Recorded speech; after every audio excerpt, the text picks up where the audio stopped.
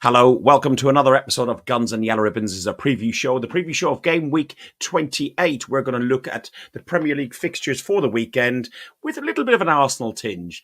We will focus on three games in particular, all about the top four. It's Liverpool, Man City, Aston Villa, Spurs, and of course, the mighty Arsenal and Brentford. I'm joined today by Gunnar Hilsey, Danish Gunnar, and our good friend Lyle. Enjoy the show. Get ready for the world's greatest Arsenal podcast. Welcome to another podcast by Guns and Yellow Ribbons. Enjoy the show.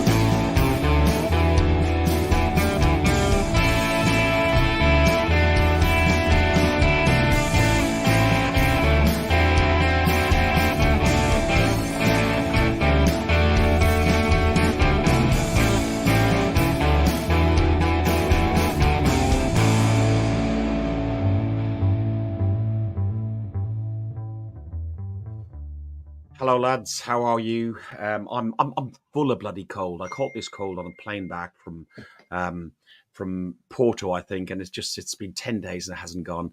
Alex, we got you back on again, which is really good to see. That that's twice in a week. That's some commitment from you. Yeah, it was nice to join the show. We spoke a couple of minutes before we went live, and it's always nice to hear you're being appreciated. So. Thank you for the kind words, Ferg and Trev. You're welcome, mate.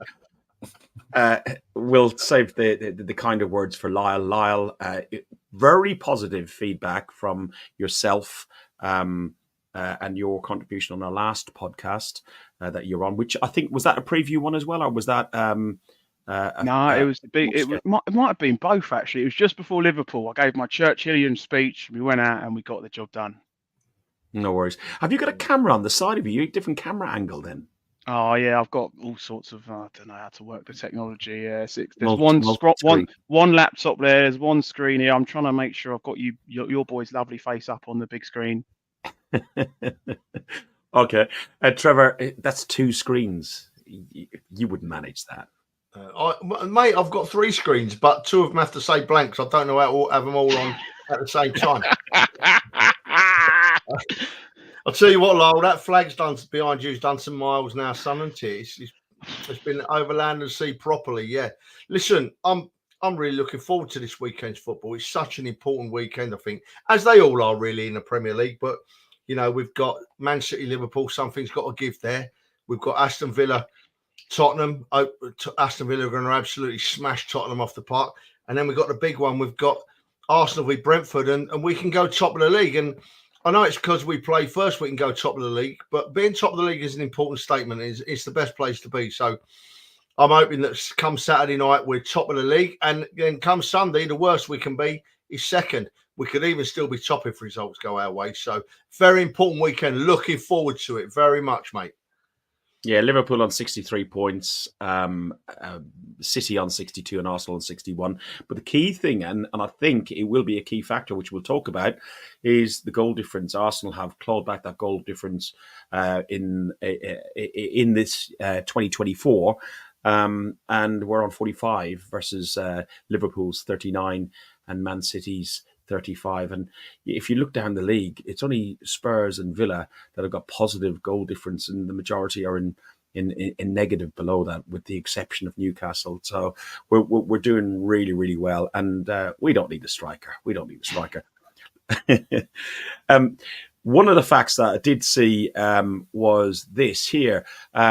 Arsenal's February, we're now into March. We had the most goals in 18 goals, with the highest XG in 12.31. 12.31 expected goals, the fewest goals conceded in 2, the fewest shots conceded in 26, the fewest shots on target conceded in 4, and the only team to have a 100% record in February. Alex, that I know we're going to look at the other games, but just looking at that, February, wow, 12.31 expected goals. Yeah, I mean, we've talked about it a lot, but that little break in Dubai did the boys good, and Mikel Arteta must have worked some wonders down there. I think they needed it. A lot of the players, especially. I mean, we spoke about it earlier, but some of them did look a bit tired towards the end of the year, and that played a part in us losing points against the likes of Fulham and West Ham at home. So it was a much needed break, and we've looked a completely different team after the break, and we're just free scoring, and we've seemed to dim down a bit on the mistakes at the back. So yeah, we're just playing like really controlled and just rolling over teams at the moment. So yeah, let's hope we can keep it coming. We've got some big fixtures coming up. Every fixture is important right now, but yeah, especially this week seems important with Brentford and the possibility of us going top, and then Porto next week. So yeah, massive. It's a huge week for us. And remember, next weekend, Liverpool, Man City and Arsenal don't play in the Premier League because Man City, Chelsea, Liverpool are in the FA Cup. So our games are Premier League. So whoever goes top on Monday night stays top for 2 weeks. Let's talk about this game. First of all, we're going to talk about Klopp versus Pep. It's Liverpool versus Man City. Liverpool are sit top of the table. Man City are only 1 point behind, and they're attempting to win. They're the first team to win 4 consecutive Premier League titles. That's not going to happen because the team in North London are going to do that. This, if you're looking for non-bias football preview, you need to find a different channel because you can see we are Arsenal. It is going to have a huge Arsenal bias. Since the first Premier League, both these teams have met 53 times, and you know what? They've got a matching record. They've both won this game 20 times and drawing 13. Lyle, what's your expectations? Huge game. It's Sunday afternoon is just taken up, I think, for us all. Hopefully Villa sort out, which we'll talk about after we sort out Spurs. And then let's talk about this game. What are you expecting from this game? Look, Fergus, I think this is a massive game. This is 2 titans coming together. You know, the immovable object meets the unstoppable force. This is huge, especially at Anfield. And I think this is the bit that we really need to stress the points on. You know, Man City, despite the fact that they've been the all-dominating, all-conquering side for the last 5, 6, 7, however many years that Pep Guardiola has been in charge, they've only won at Anfield once in 8 attempts. They had 2 draws and 5 losses. So I think this is going to be an absolute belter of a game. You know, let's see if the Liverpool fans can live up to their hashtag with the famous atmosphere at Anfield, or is it the library? Let's see. But it's going to be, you know, this is box office. This is why we love the Premier League. We love the theatre. We love the colour. We love the noise. Huge game. Trevor, this game is a huge game. It could be deciding who's going to win the league, because I think if Liverpool do win this game, that it doesn't put it totally out of Arsenal and City's hands, but it does put the control in Liverpool's hands at this stage. Do you think? Yeah. Do you know what? I have to agree with what Lyle says. I wanted Arsenal to be 20 points clear, obviously, but it's so exciting. It twists and turns. And regardless of what happens in the Liverpool City game, I'd love them to draw, obviously. I think that's the best result for us. I think there's still twists and turns to come. There'll be 10 games to play in the season. There will still be twists and turns to come. There will still be shock results. It's going to go right till the end. I'm sure it's going to go right till the end. The last weekend, and let's just hope our great club are up there and nick it, because we really are in it. You know, I've looked at a bit of stuff today that's saying 3 fantastic teams are fighting out for the title. It's all the big stars on Sky Sports are saying how much they're loving it. They're making us third favourites to win it, and maybe rightfully so, given Liverpool and Man City pedigree.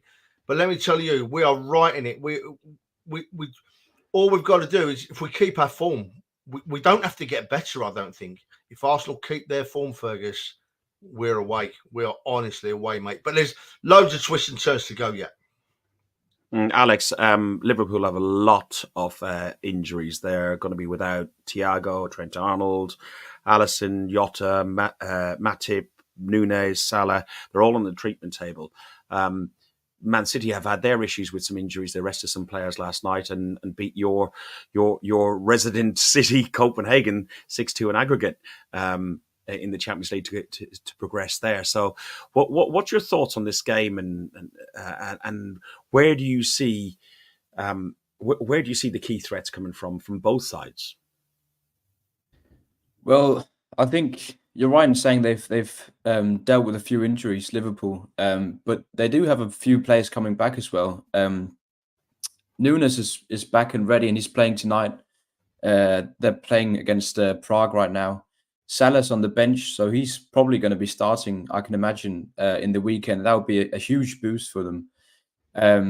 I mean, they've still got their solid players, Van Dijk at the back. So, and I mean, even though they've had all these injuries, they've done really well. I mean, they won the cup final, and they haven't really lost any points as of lately. They might have scraped through the games, last minute winner, which was a bit gutting last weekend from Nunes. But they've gained a fair bit of momentum as well. So I think it's going to be a tricky game for Manchester City. And I know we like to mock the Anfield atmosphere every now and then, but I reckon it's going to be loud in there on Sunday. So I think it's tough to predict, because these big games, they have this sort of, you can never predict how they play out, and there's so many factors that we don't know yet. But I mean, City, as you said, they rested a few players, and they are right now, as they always are, full flowing during when we come into these deciding months towards the end of the season.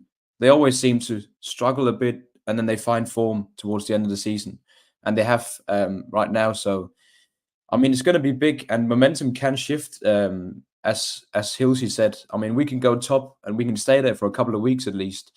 So, I mean, we're all hoping for a draw. But a question to you boys: if you had to decide a winner in this, would you rather have Liverpool to win or City to win? I'll go on first on that one. I think it to keep us in the race, and we still have to play City. I would say if one side was to win, I would say City to win over Liverpool, but a draw for sure. A draw for sure. Yeah, listen, while I'm saying that, we've got great viewing figures at the minute, one of our highest viewing figures. A lot of you are on Twitter. If you like what we do, carry on watching. And if you really like it, jump over to YouTube and just click on the subscribe button. Let's carry on. Trevor, who would you rather win if you had to pick a winner? Well, there's only one answer you can give to that question. Obviously, as we just said, we want a draw. But if City win, then winning the league title is in Arsenal's own hands. So you've got to favour a City win, and hopefully then next week or the week after we can go up there and take it into our own hands. I just can't get across how exciting this is, and this weekend is so important. City to win this weekend if we have to choose a winner. Arsenal to win at City. It's a possibility. It can happen. We're good enough. Lyle, I know we're biased. There's 2 points I just want to go in on before my predictions. So I think the first is Arsenal's historically always done our best work as the underdog. We love it when people write us off, and we always prove people wrong. It's what we did in '98. We done that in 2002 as well. Again, 03-04, Wenger said, we'd go and do it, unbeaten, whatever. People said you're talking nonsense. So we always do our best work as the underdog. I think Trevor's absolutely right. This is so exciting. And I think, God bless all you Arsenal fans out there, who've done the miles over the years, who've supported our team through thick and thin, right? Me and Trevor had a really nice moment on Monday after the game, over a drink, where we said, 4, 5, 6 years ago, me and him, we were going up and down the country. We were seeing us, get batted up north, this, that, the other. This is where you want to be, right? There's no God-given right to win anything in football, but all you want to see your team do is compete and giving it 100%. And to be here, it just warms the heart. And I think, it's I won't start crying, because obviously you don't need that your viewer count will start going down. But this is where we want to be. These are the arenas you want to be in. So fantastic for the Arsenal. I think in terms of who we want to win, I think if Man City win, in my opinion, same as you, Fergus, it will knock Liverpool out of the title race. And the reason I think it knocks them out of the race is they've got the Thursday night European competition. They're still in the FA Cup. I don't think they've got the squads, frankly, to go in all of those competitions. I think I look at the injuries they've got. I look at the fact that, no disrespect to them, they're getting over the line against the likes of the Nottingham Forests, the Lutons, the Burnleys, and Bournemouth, who they've played recently. But when they've come up against the sterner tests, the likes of us, they've just looked, second best. So I think Man City win for me personally. If Liverpool were to get a draw, it would be a great result for them. Okay. The score prediction then, Lyle? I'm going to go Man City 3-1. 3-1. Okay. Trevor, your score prediction for this game? Well, do you know what, Fergus? I'm going to go with my heart rather than my head. I'm honestly going to go with my heart. I'm going to go for what I want to see. I want to see a 2-2. So I'm going to go 2-2 and hope it pans out that way. Alex, give us your prediction, and then I'd also like to hear what your opinion on Gente says about the Klopp effect leaving the club. Will that have a big impact? Yeah. First of all, prediction. I think Liverpool can pull one out of the bag. We saw how they drew away from home at City's ground this season, and I think with Anfield, I think they can pull out a result with Salah being back as well. I'll go with a boring 1-1 as well. I'd love a boring 1-1. I think all Arsenal fans would love to see a draw, and I think it's possible. 1-1. And then in regards to 2-2, yeah. I'm going 2-2. Question. Klopp effect leaving at the end of the season. I don't know how much you can put into it. Of course, it might motivate some of the players more to sort of make him leave on a good note, but I can't really see how much an effect it can have on the title race. It's not, everything's not in their hands as well. So I don't know what you guys think about the Klopp leaving effect. I think it's having more influence on the media. I think agree. The media then has an influence on maybe referees, VAR, and I do think the media do have. They do have, if they come along and go like such and such a player is a cheater and this one, all of a sudden the referee seems to get out more cards and so on. I'm not naming anything specific, but I do find that the media, they go on about at the moment we're the flavour of the month, that Arsenal are on a title challenge, which I believe we are. But you go back 2-3 weeks ago, they were talking about Spurs are going to push on, and Villa are going to be in Champions League. It'll be the perfect story for them, wouldn't it? And there'll be 1,000 books and films written about it. Klopp's final season, the final dance, like they did with the NBA, Michael Jordan. So yeah, it'll be the perfect story for the media, but I'm not sure how much an effect it'll actually have on them. Before we do the Sunday lunchtime kickoff, the Villa Spurs one, let's look at the other games that are happening this weekend, and then we look at the Arsenal game finally. So the first lot of games that we've got on there, let's get rid of that banner off there. So the first lot of games that we've got is Man United, Everton. Everton have not won at Old Trafford since 2013. Trevor, what's your thoughts? One line on what your thoughts this game is going to be like, and give us an idea for score prediction. Well, it's a funny game, isn't it? Because there's two sides there that both wilt a bit under pressure this season. They've got a good performance in them, but they don't show it every week. I think that Everton might just be up for it. Man United's recent results haven't given me any confidence in them. I think that the way they play, I think their attitude is poor. I think Rashford he scored a wonder goal, but apart from that, he had an awful game last week. And I think Everton are still battling for their lives. So I've got this down as a draw, Fergus. I've got it down. I fancy a 2-2 draw, Man United, Everton. 2-2. Lyle, what's your thoughts on Man United versus Everton? I know what my thoughts on Man United are, period. Yes, and long may it continue. Long may it continue. Look, my honest opinion is I can't see Everton going there and getting a result. I think if Man United fail to get the 3 points, Ten Hag, he's already under pressure. He's going to be under serious scrutiny. I think Man United probably will rally and get the 3 points here. Like I said, Everton haven't got a good record here. But if Everton did the unthinkable and lose this one, could you imagine that Monday night? So Monday morning, Monday night, whatever, Talk Sport, all the football shows, the knives will well and truly be out for Ten Hag. So this is a must-win game for Man United, Fergus. I mean, failure to win this means they're not in a good, they're not in a good place. So yeah, I think they'll win it. 2-1. I think they'll win it. Scrape through. 2-1 to United. Yep. Yeah, Alex, Ten Hag, is this his final throw of the dice? If he loses this, international break comes up the following week. Oh no, but there's football, but I don't know if they're playing or not in the FA Cup. But you would have thought that it's going to be close to the end for him if he doesn't win this game. I think actually, regardless of what he does for the rest of the season, I think he's going to be going during the summer with Ineos coming in and taking over. I think they're going to be looking elsewhere, and there's a big pool of good managers available for the summer as well.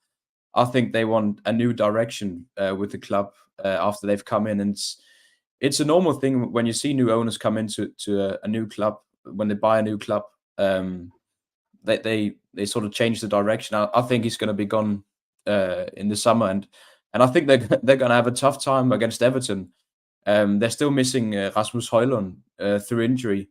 And they've had trouble scoring ever since he got injured a couple of weeks ago. So, I mean, Rashford scored an unbelievable goal against Manchester City, but it seems like right now it's going to take one of those X-factor moments from Rashford or Bruno for them to score. So, my prediction is going to be a 1-1.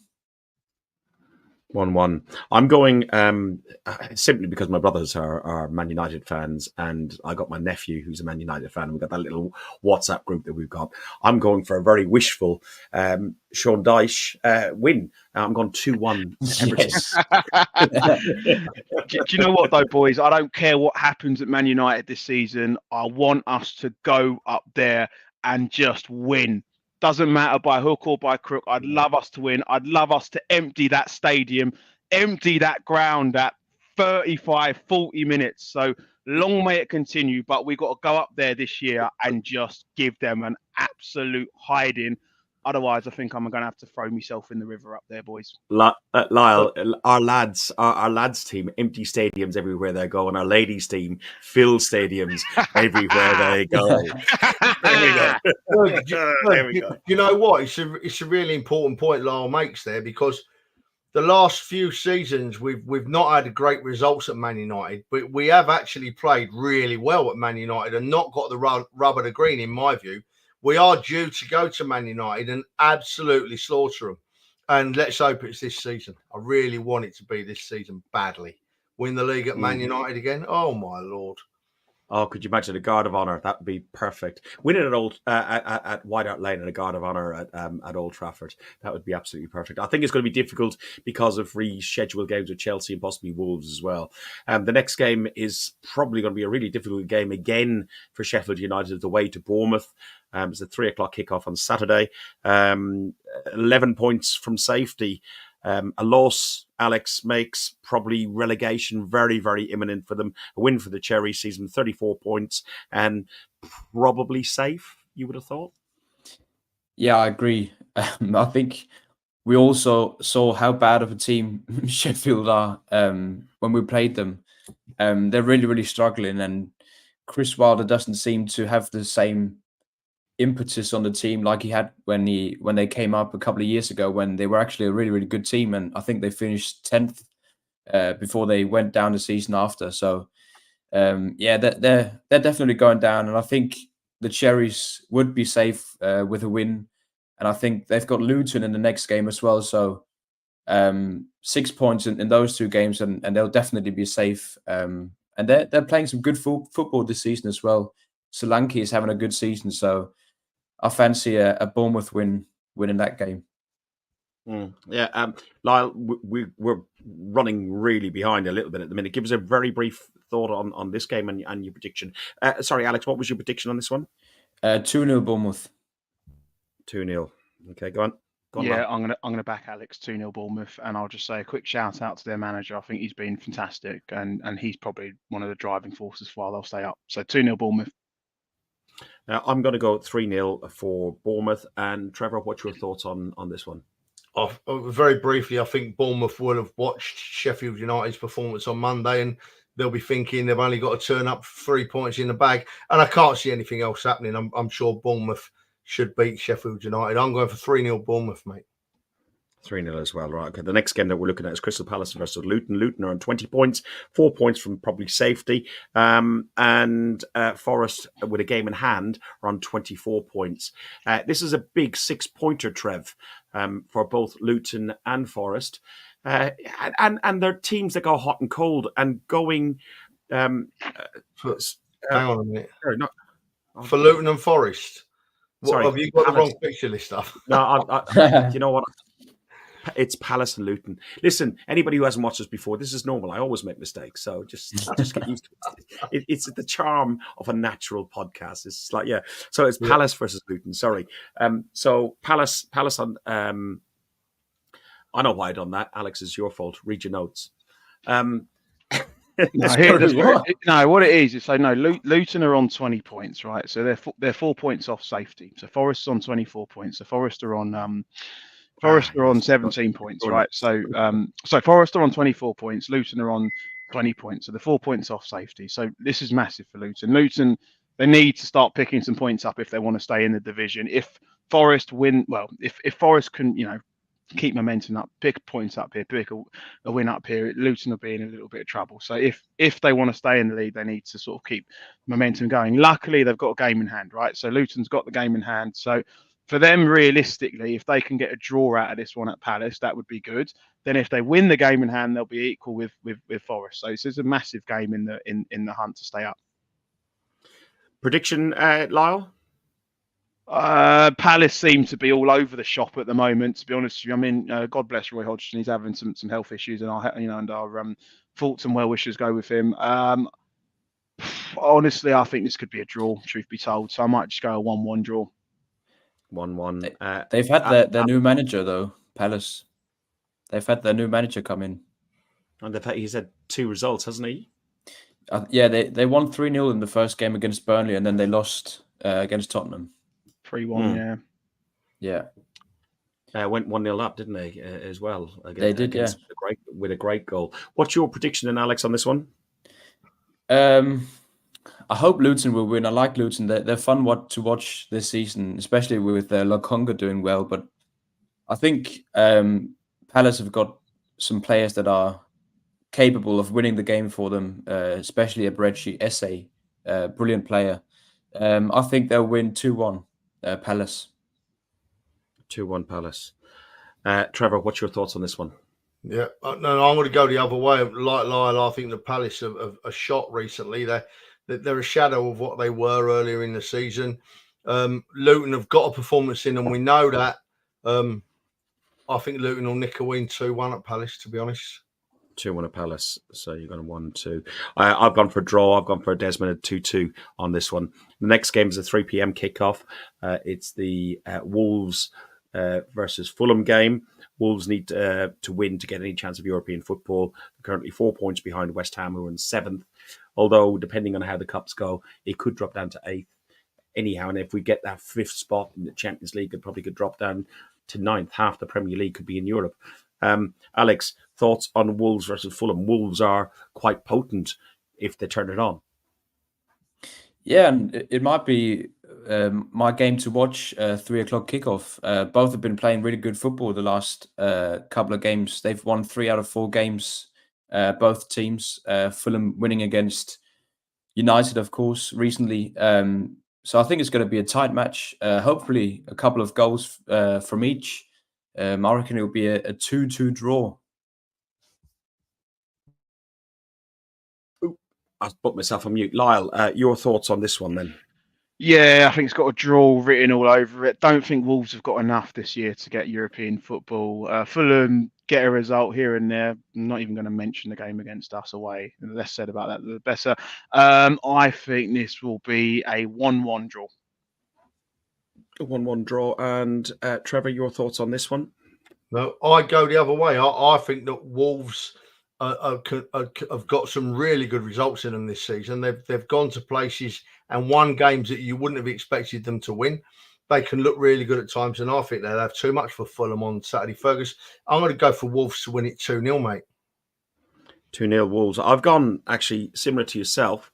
I think Wolves are really, really strong, although Fulham have looked good of late. I've gone 3-2 Wolves. Neves is on fire as well, so I'm just thinking that they may well have it.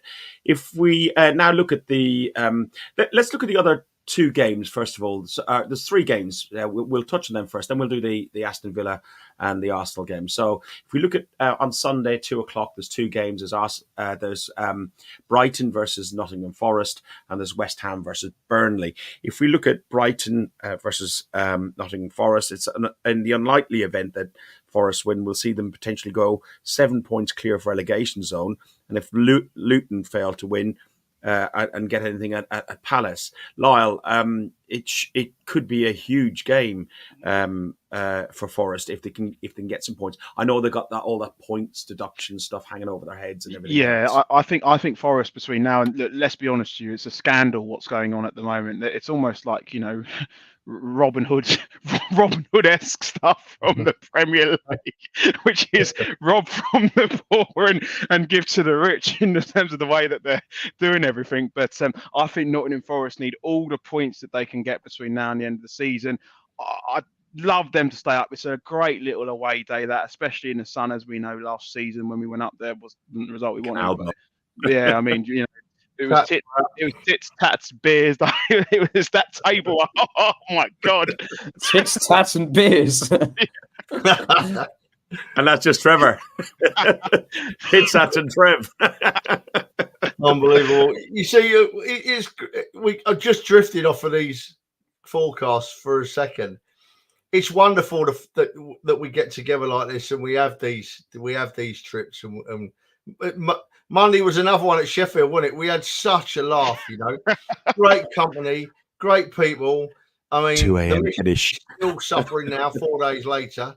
It's we have great trips, and long may they continue. And we empty stadiums and hotel bars. And Ubers. And Ubers. But do you know what?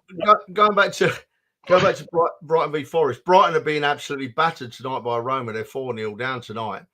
And I think Brighton are a better side than that. And I think Brighton are going to turn Forest over when Forest go down to Brighton at the weekend. I think Brighton are going to win comfortably. I think they're going to win about 3-0. I honestly do, Ferg.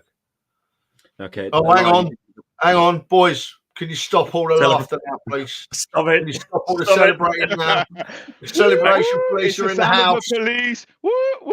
It's the Cameras off. Cameras off. Hide your faces, boys. Hide your faces. Don't let them see us. I don't know how to turn my camera off. He's got me.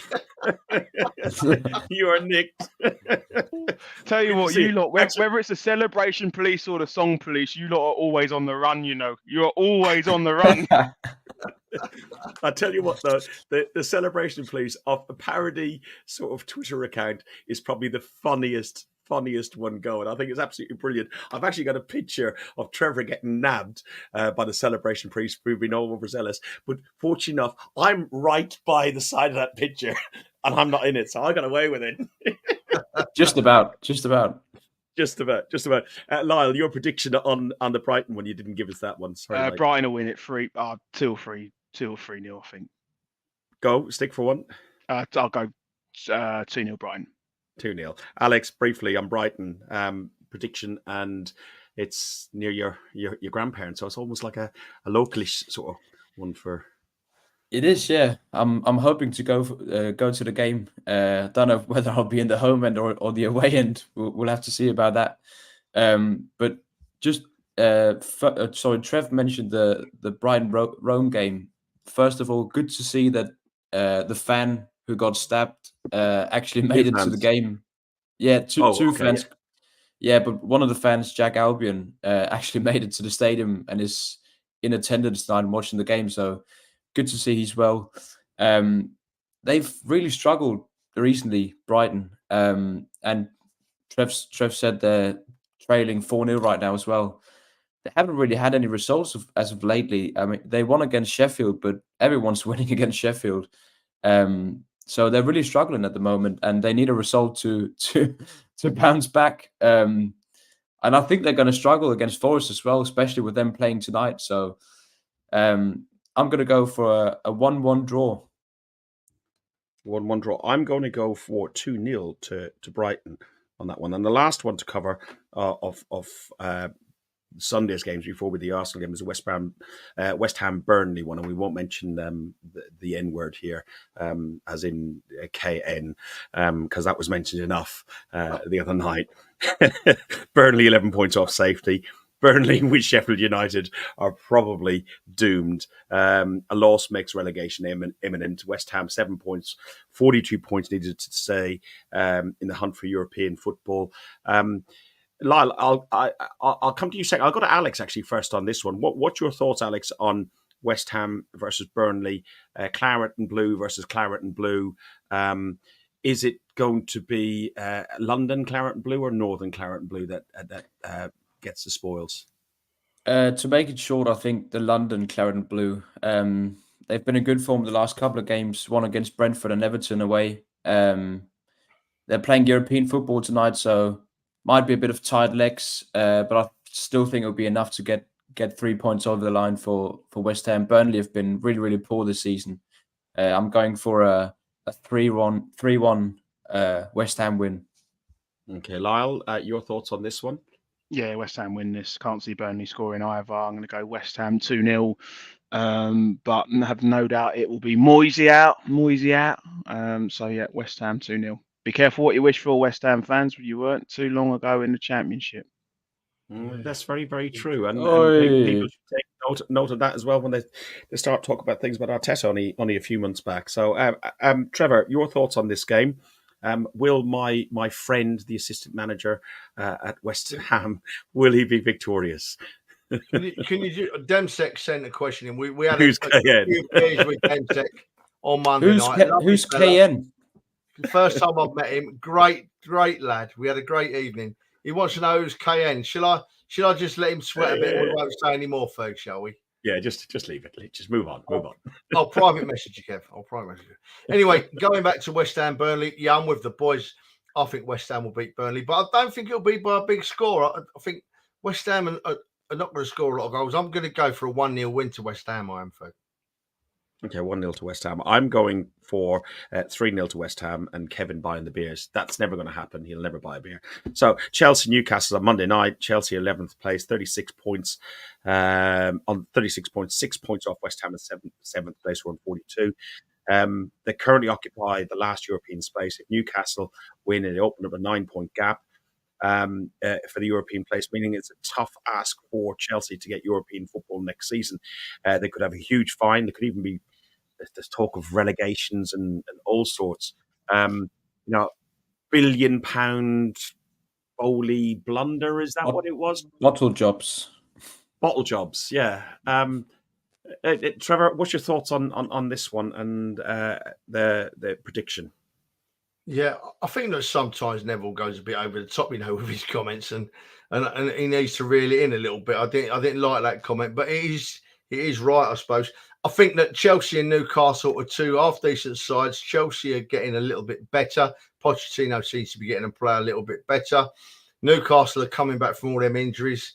I think it'll be a draw, Ferg. I'm going for a 2-2. Yeah, I'm with you. I'm going for 2-2. I just wrote it down there, 2-2. I think Poch is doing okay. I think Newcastle, they're conceding, okay, maybe not after Monday night, but they were conceded more goals since Pope went out injured. And they got that keeper in at the moment.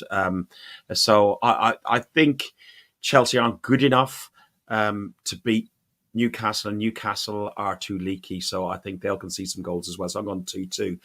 What's your thoughts, Alex, on this one?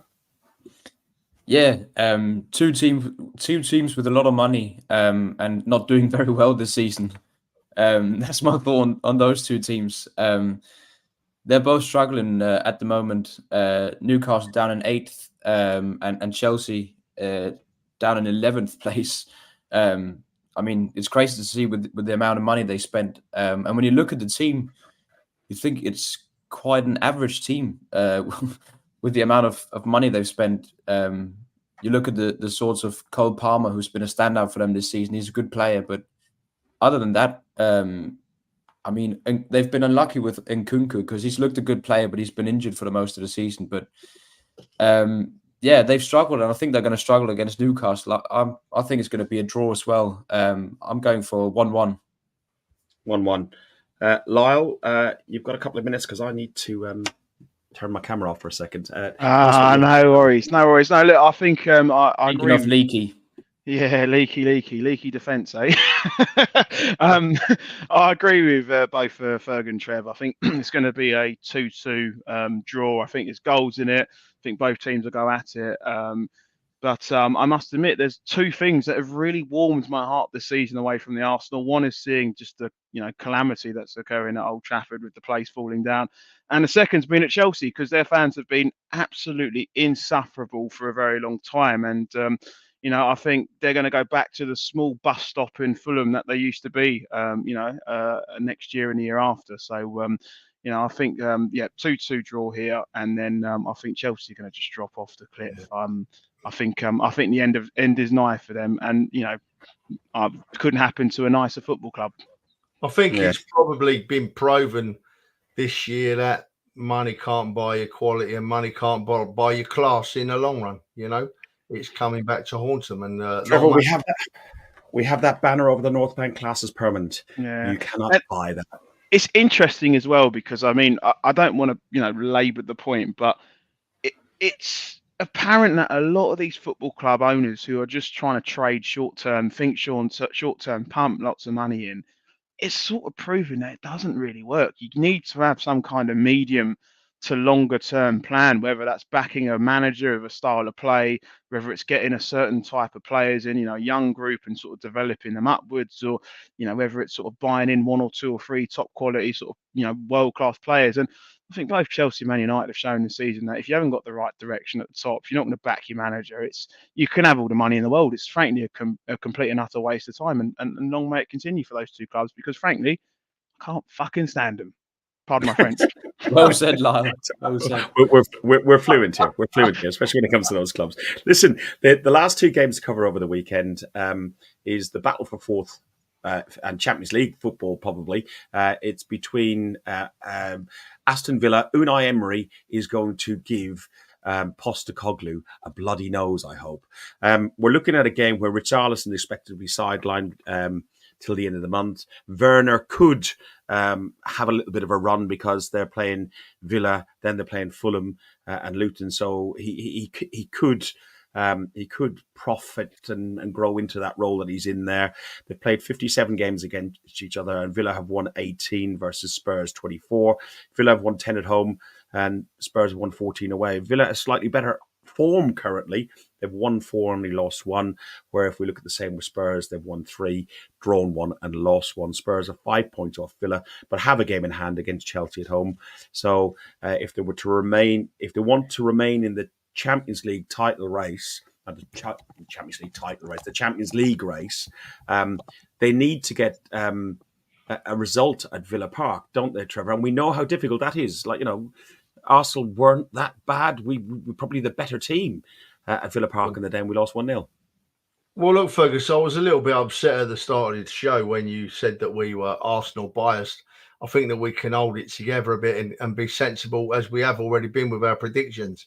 I think I've not checked this, but from memory, Unai Emery's got a very good record against Tottenham. He likes to beat Tottenham, does Unai Emery, and I love the man, and I'm sure that Unai won't let us down at the week on Sunday.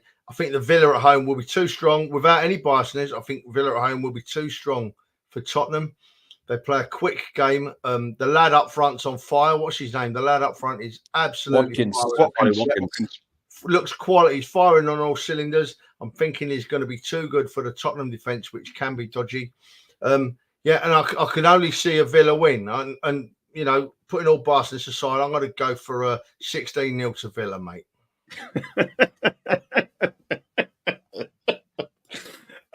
Lyle, in all seriousness, though, Postecoglou's style of football could lead to a stupid scoreline like that because they are, they've got, I think, the weakest defence, conceded more goals than they're scoring in the league. They are not their weakest defence, but they're just suicidal in the way they play football. Yeah, I mean, especially away from home, I think they've shipped in 20 goals in 12 games, which is just suicide. I mean, the 101 of going away from home is first and foremost, don't try and not concede, shut up shop, you get a draw, and then if you can, nick a win or whatever, 3 points is a bonus, right? So his style of play is very much, you score 3, we score 4, the Kevin Keegan style.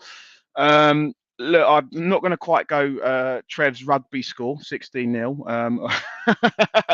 But look, Villa's got a really strong record at home. They did us. They've done Man City. If the whole 10 gets going, the place will get rocking. I can't see Tottenham turning them over. Will be goals in this game. I think Villa will probably do them 2-1. 2-1. Sorry, I forgot to note these down. So I've gone that. Okay. Trev, so 16-0. So for all of you people out there, right, we just need to caveat this. Number one, please do not put your life savings on a 16-0 victory. But number two, if you do put your life savings on a 16-0 victory, look, just message Trev and he'll send you his bank details, his sort code and his account number, and you can just flick him a little bit of cash for that tip-off, all right? Remember, this is our third preview show. We've only started doing this halfway through the season, or near 2/3 through the season. And in the very first week, just ahead of the Burnley game, Trevor put an ACCA on 4 or 5 teams and won £815. So listen to the guru. He is Mr. Paddy Power. I might be Paddy, but he's Paddy Power. Wait, Fergus. I can't let that go. People, I'm going to have to try and be serious now. Yeah, the first week of the season, I had a lovely ACCA come in on the predictions I gave on this show, but I didn't include the Tottenham score in that ACCA to put a bit of context to it. So, yeah, take my Tottenham score with a little bit of Okay, Alex, your thoughts on this game? You're looking at Tottenham, who are 5 points behind Villa with a game in hand. Villa, if they win the game, you could count them out of the top 4 race, couldn't you? They have a crazy run in with Newcastle, Man City, Arsenal, and Liverpool have Spurs. Half of them away from home as well. Yeah, I think if Villa win this game, they're 8 points ahead of Tottenham, and with the games you just mentioned, they've got a crazy run in towards the end of the season. I think they'll struggle, and I think Villa. The sort of style they play, it fits very well to how Tottenham plays.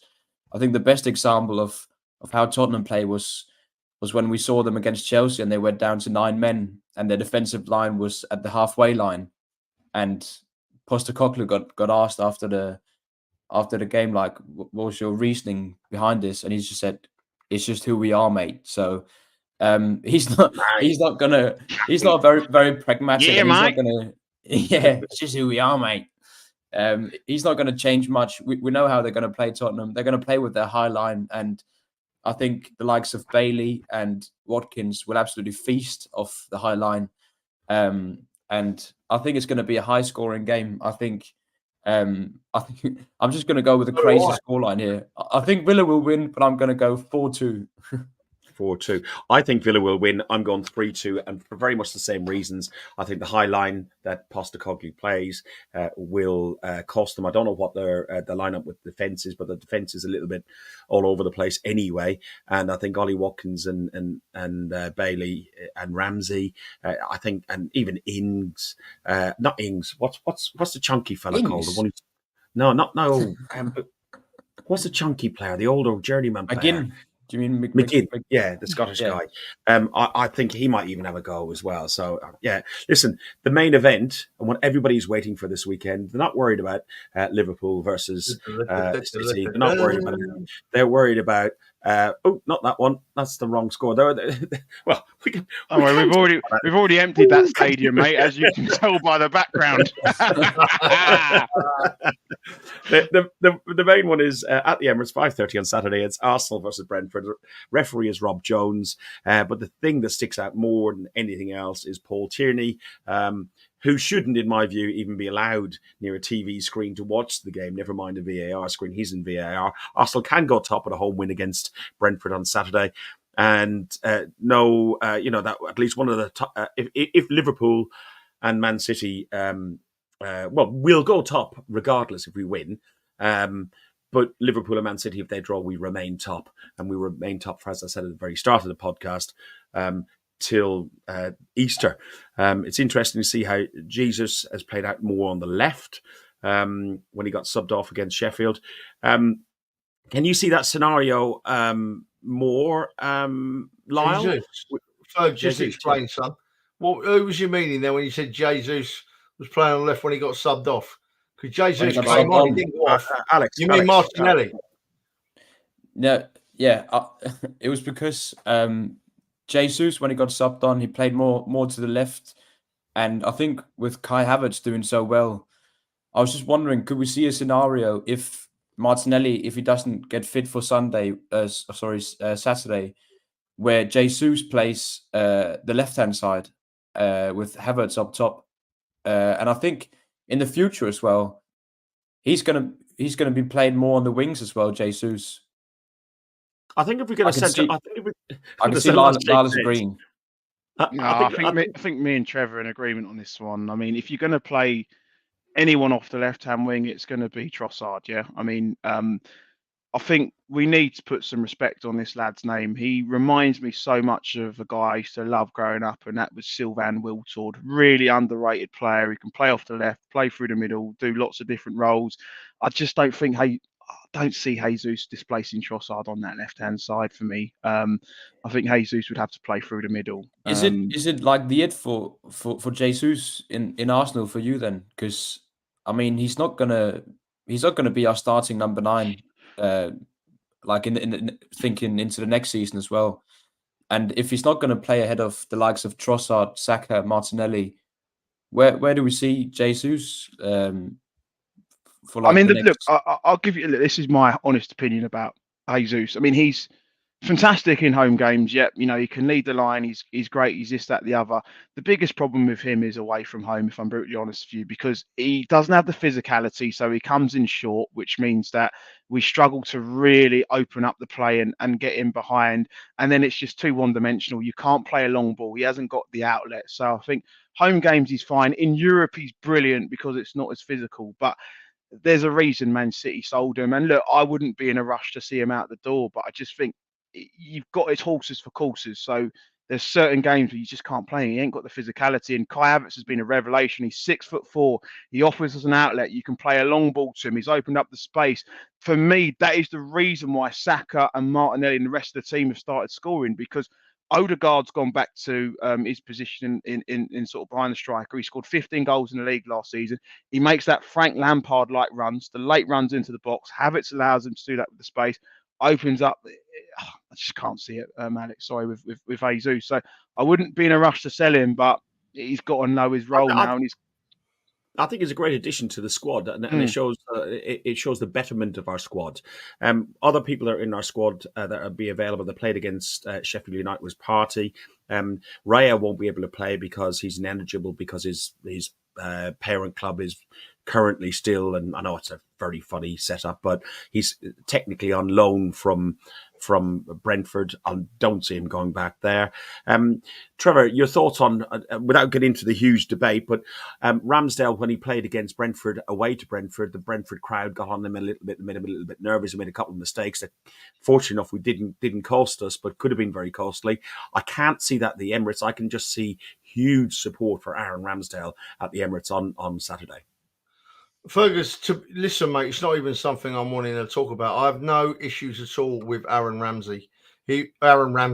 Listen to me. You've been hanging around me too long. It hasn't even crossed my mind that Aaron Ramsdale is playing, because I know that he'll be fine, and he'll be absolutely fine. It's not an issue. I'm more interested in the Havertz conversation, because Havertz has put a completely different perspective on our game. He's given us a different outlook, right? He can do so much now, and as he's growing, his confidence has grown. He's getting better and better every week. Now, just imagine if he drops Havertz this week and puts Jesus in. Not only what it's going to do to the team, what it's going to do to Havertz on a personal level. Yeah, it's going to set him right back. We never know what Arteta's going to do. He does have a strange decision in him, but I can't see Havertz not playing this weekend. And if Martinelli doesn't make it on the left, then Trossard has to come in. Jesus, fine player, great effort, but for me, he's too alike to what we've already got in up front. You know, Jesus maybe he's the one too many of that likeness. Big effort, run with the ball, can find space, but not an out-and-out goal scorer. Havertz changes that, and those people playing around him, and Rice playing much further forward like he did on Monday, makes us look a cracking side. You know, I can't see anything but Havertz starting the game at the weekend and scoring. I've got him down to score. Can I just come in on the Havertz point really quickly? And I think we've got to really praise the Arsenal fans, right? Like, Havertz has come from the most toxic club one of the most toxic clubs you'll get in England, in Chelsea. Yeah, manager goes every two seasons, one season, whatever. It's always a merry-go-round. Fans, this, that, the other, whatever.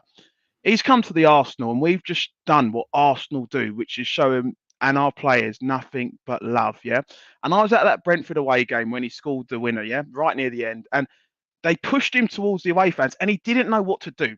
He didn't know what to do because he's never been in an environment like this, with the fans just giving him the outpouring of love and support, which the fans have done over the course of the season. Forget one or two dickheads on Twitter. They're morons. They're irrelevant. They don't represent our fan base. And I think what Trev said is so bang on. If we can continue to just get behind this lad, anything is possible. And I just think, well done to all you Arsenal fans out there, whether it's in the stadium, online, giving this boy support, because that's what we're about.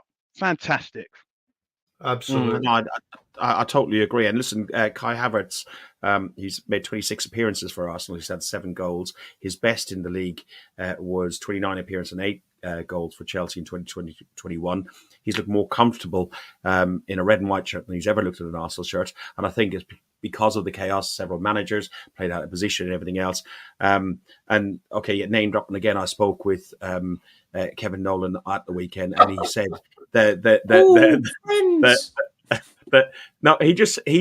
complimented Arteta on the way he had got the best out of Kai Havertz, and he said he has not seen him play as good a football in the UK as he has playing under Arsenal. A guy who did come from West Ham was Declan Rice. We've mentioned him already. He's already had 27 appearances for Arsenal. He scored 5 goals, his highest tally in his senior career. In contrast, he only scored 10 goals in the 204 games he played for Arsenal. This flies in the face of high-profile criticism from like the likes of Graham Souness that he doesn't score enough goals. Alex, Declan Rice, he has just been an absolute revelation.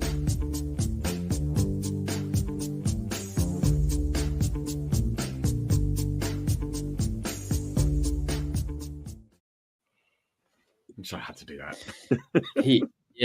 I mean, he's been incredible. Like, every now and then I'll stop up and I'll think, Declan Rice is playing for the Arsenal, and it's just like, wow, we've got one of the best players in the world at our football club right now, and he's staying there for 10 more years, and he's still a young player.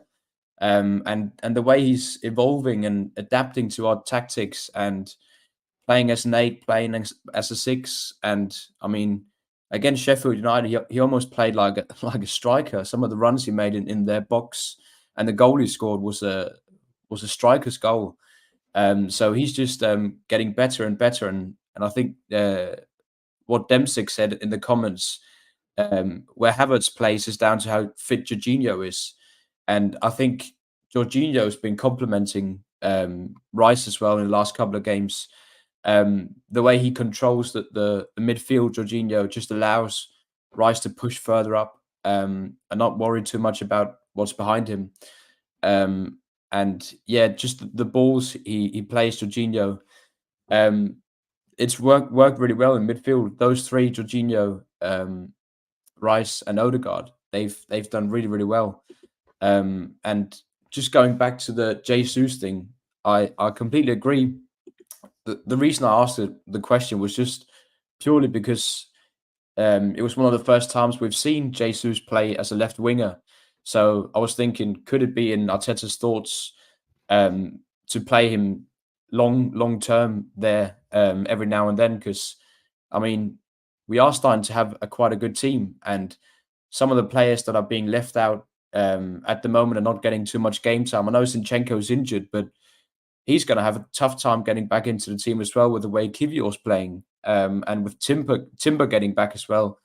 So, I mean, there's going to be tough conversations to have with some of those players, and some of them we might have to let go as well.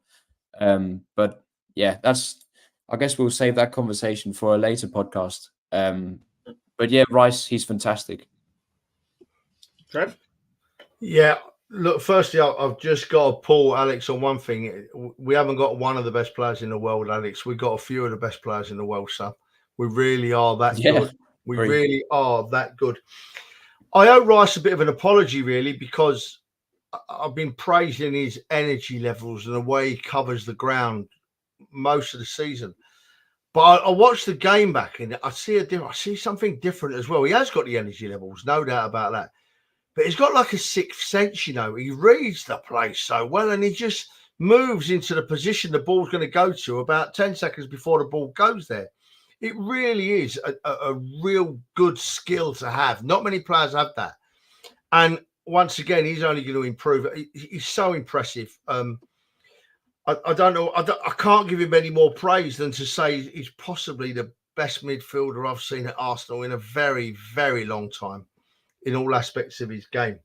I just can't think that coming up to the weekend, I'm going to change the subject and move it on a little bit now, Fergus, to you, mate. I'm saying this to you, really, Ferg. I can't see any way we can lose this game unless we suddenly lose a mile of form overnight. Surely we're going to beat Brentford, aren't we, mate? Well, look, we've won all 7 fixtures this year, 31-3 on aggregate. Saka, I think, will be fine. So hopefully he'll be back in. Yes, we've got a change in goal, but Ramsdale is a very, very capable keeper, and we've got the best defence in the league, I think, in my view. They do have some threats in Ivan Toney, Mbeumo, Mopé, and Wissa, but they've only kept 4 clean sheets. I think the key for us, sorry, I got this horrible cold. The key for us is a very early goal, Trevor. An early goal, I think, then we just open them up. Do you know what, Ferg? I'm really glad you said that, because you said exactly the same thing before the Sheffield United game, mate. And I'm going to say the same thing to you back, mate. I don't think an early goal is important. I think even if Brentford held on for half an hour, we would in the end break them down and score goals. We're that good.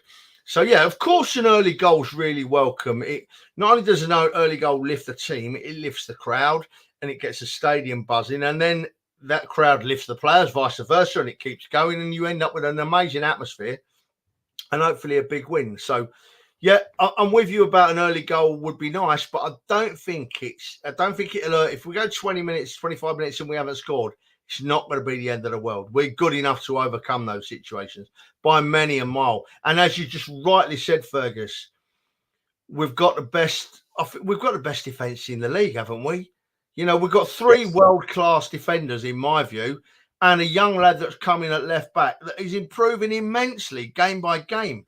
I mean, he's absolute quality. So if we don't score in the first 20, 25 minutes, who are we going to think is going to score the first goal? We're still going to think it's going to be Arsenal, because 99.99% says it will be, mate. What's your score prediction then, Trev? Oh, mate, I'm with Arsenal to keep banging in the goals. I really am. I think we're much too good. I think we're right at the top level. 4-0. I'm going 4-0 to the Arsenal, at least 4-0. I've been hanging around you too long. I don't know how many we've had identical score predictions on. I've gone 4-0 as well. I can't. Although there is an element that change in the between the sticks could mean that we might concede a goal. But I think stop it, son. The defense is so strong. We've got Jorginho, Partey, and Declan Rice all available to us. I think it's a good game for Partey to get a bit of a run out as well, and maybe get him back up to full fitness, because we've got a big game coming up on Easter Sunday. Lyle, your thoughts on this game and the score prediction, please. Yeah, no, and just quickly, I want to go in on the Declan Rice bit. Yeah, I think there's a real problem with the media in this country in running English players' names down. Yeah, some of the stuff we've seen recently about Saka, him not being world class, the stuff we saw in the summer around Declan Rice, Graham Souness saying doesn't score enough, doesn't do this, Roy Keane said doesn't do this, doesn't do that. Look, 10, 15 years ago, we all knew English players technically weren't as good as the Spanish players, the Brazilian players, etc., etc. Times have changed. I look at the English players now, and technically they're just as good as anyone anywhere else in the world. So I think, look, they need to start putting respect on the names of people like Saka. He's in the top 5 in Europe in terms of goals and assists. Declan Rice is a top player. A lot of these other English lads, I won't name them, but we've got some serious talent from England now. Times have changed. In terms of the game on the weekend, I agree. I think I had 3-0 written down. I think we'll win 3-0. I think we'll probably score 1 or 2 in the first half. Then what Arteta will probably do is look to rotate the squad in advance of Porto in the week. So I can see, quite a few players getting a run out. Agree 100% about the back 3, back 4. What Trev said, I think it's a joy to see. That's as simple as that, really. We are magnificent defensively again. Gabriel reminds me so much of one of my heroes, Sol Campbell, just monster at the back. Puts his head in everywhere. He beats everyone from physicality perspective. He's got the power. He's got the pace. He's been immense. Saliba is a Rolls Royce, and we've really got to shout out, Ben White as well. And what I really love about this side is you've got that beautiful blend, which is what all the good Arsenal sides of recent times have had, which is you've got a couple of good English players in there. You've got the experience. I understand what it is. You've got some complement that with some top foreign players as well, and it's just a beautiful thing to watch. And Jakub Kiwior, for me, is undroppable for the rest of the season at left back unless Timber can prove his fitness. He has to play at Man City, Jakub Kiwior, otherwise we're in trouble. So, no, look, I'm going to go 3-0 as well. Make sure Kiwior gets a run out, get 2-0 up at half time, rotate the squad, and then it's on to Porto. Alex, I wouldn't be rotating at half time if we're only 2-0 up. I think we need that 3-goal buffer before we start thinking about things like that, because 2-0 is a very dangerous scoreline. What's your thoughts briefly on this game and your prediction, please, mate? Yeah, very confident like the other boys. They've conceded 6 goals in the last 2 games. Brentford, they're missing 4 of their key defenders in, I think it's Henry, Pinnock, me, and Hickey. I don't know if Brian Mbeumo is going to be fit for the game. I think he's probably going to be on the bench. So defensively, they've looked shocking. They're missing their best defenders. We all saw how poor they were against Liverpool when they conceded 4 goals. I think we're going to score quite a few goals. And my prediction for this game is going to be a 4-0. Hopefully, we can be 3-0 up by half-time so we can rotate and get ready for the Porto game. Yeah, well, 3 of us have gone 4-0. We've all gone clean sheets. Convincing win. Brentford aren't the team that they have been off recent years. They're still a decent team, mid-table, and establishing themselves well in the Premier League. Listen, guys, my voice is just about to go. It's been brilliant. Trev, I'll let you come in a second. It's been absolutely brilliant. We've got some great predictions and great results. And also, just looking at the figures on here, this is the most watched Guns and Yellow Ribbons podcast that we've ever had. A lot of it's coming in from Gunnar Hilsey's Twitter, which is absolutely fantastic. You'll find us on different platforms. We would say, if you could, switch over to our YouTube channel. It's called Guns and Yellow Ribbons. You can find it easy enough, and you've got that little logo that's in the top right-hand corner. Click the like and subscribe. If you like what we do a Monday night show, which is generally just talking about the game that we've just had, and then this is a Thursday night show that we do, which is try to preview the week with a little bit of an Arsenal tinge on it. Trev, your idea. Well done, mate. 16-0. Mate, do you know what? It's just to show how good a squad we've got and what a place we are in as a team. ARSBRE brings Odegaard into the equation, right, and says thinks he's one of the top 3 midfielders in the world this season. Absolutely, I can agree with that. I can see that point. But it shows how good we are that we've been talking about our great team. We've not even mentioned Odegaard tonight, you know. No, we haven't. We hardly mentioned Saka. We are full of quality, Fergus. We are full of class. And to back up what Fergus says, there's a lot of people watching on my Twitter X feed tonight. Thank you so much for that. We do this show because for one reason only. We're Arsenal fans and we love talking about our great club. You're never going to hear us like some other channels. I'm not going to name them because they can do what they want. No one stop them. You're never going to hear us going in too heavy. We're going to call a player out or a team out if they need calling out. But at the end of the day, you're always going to have 4 blokes on here that are Arsenal fans. They're on here to talk about the Arsenal, and that's it. Because we love our great club. We are firm supporters of our great club. And we just want the best for them. We don't wish them anything but the best for the Arsenal Football Club. So thank you for watching on Twitter. If you want to go and subscribe like Fergus says, go and do it for us on YouTube, please. We don't make any money out of this. Fergus puts a lot of money into it, actually. Fergus is our leader, and he brings you all this. We just tag along for the ride, yeah?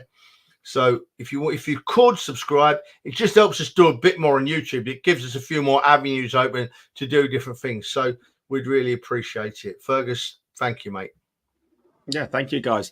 I've really enjoyed this. It's been an absolutely brilliant show, and a little bit of a boost for the ego, seeing the number of people that are watching it. It really does help, to see that people feel about us, that they've stuck with us, and our numbers have remained constant. The only thing left to do, which we do at the end of every show, is here we go.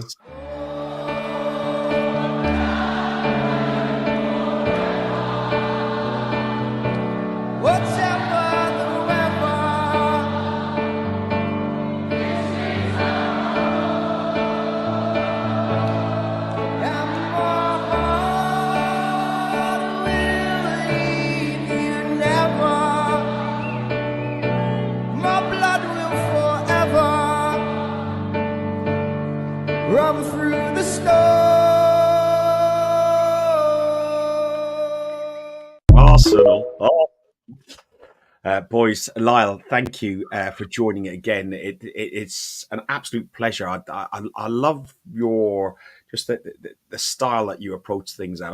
We meet for beers, we have football and everything else, but on here, I really do think you add a little different nuance onto how this comes across, and I really, really do enjoy it. Thank you very much. Hopefully, we can have you on more often, mate. It's a pleasure to be here, and all I can say is, look, you guys are absolute legends. What you do is it's phenomenal. Every week we all love tuning in, and you're just fans. You go home, away, Europe. You put your life, your hard-earned money, your soul into it, and voices.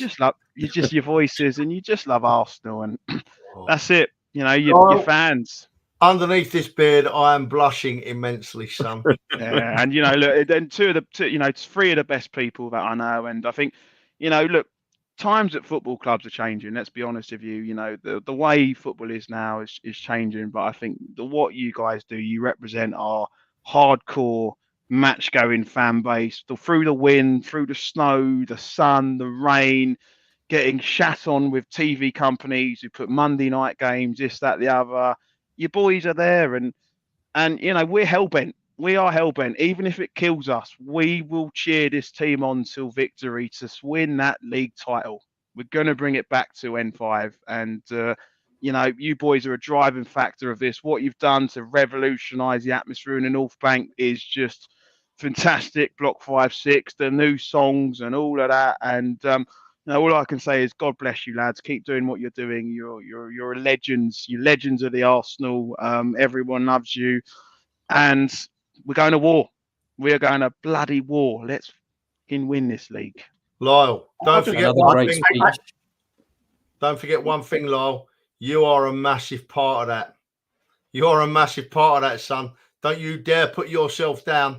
You and that flag, I've seen you on all corners of Europe, mate.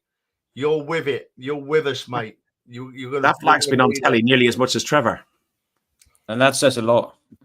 Don't worry, boys. We're gonna win this league, and if we don't win this league, we're gonna do some serious damage to everyone on the way.